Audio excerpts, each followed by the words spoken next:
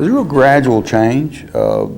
God put godly men in my life, starting, teenager, and then all through college and out of college, and eventually, a little bit of time, turned my boat around. I was headed the wrong direction, and so it was gradual, but it was complete. I guess about 22 years ago. I was right in my early 30s.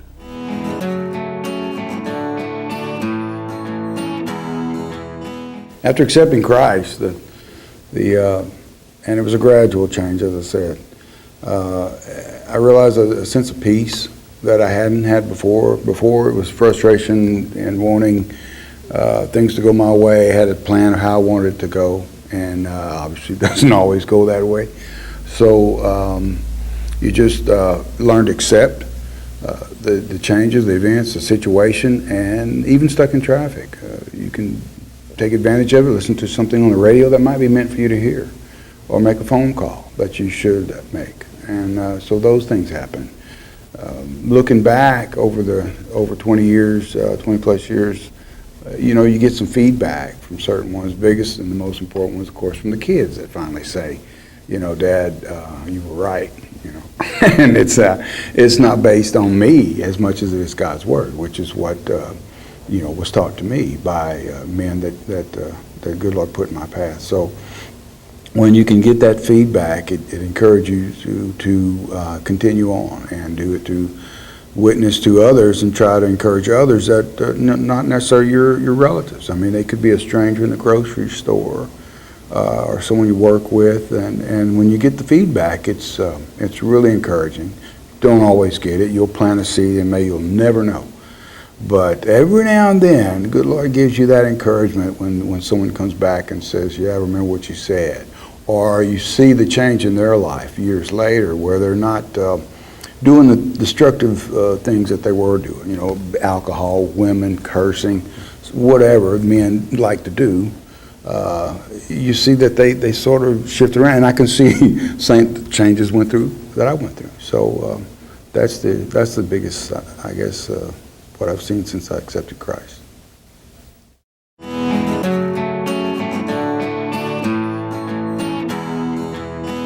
The point in my life when I had to change, I guess, was the divorce and losing the two girls, and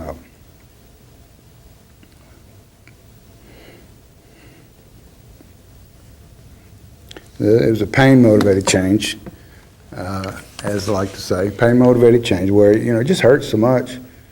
You turn around.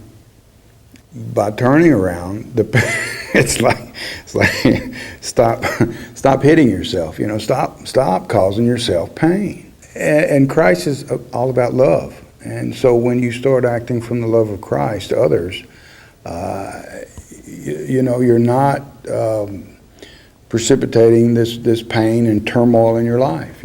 And so, like I'd mentioned in a written testimony, that in cooking there's a rolling boil where you can't stir it down. I mean, a simmer you can stir and it'll cool, but a rolling boil won't knock down. So when you get the temptation in your life, it starts to simmer. Take it from the heat. Move away from the stove, and things are so much easier. The temptation is gone. There's no problem. You're not creating pain for yourself. It's just a wonderful life. It's a wonderful life to get to the other side. Yeah, come on in. The water's fine.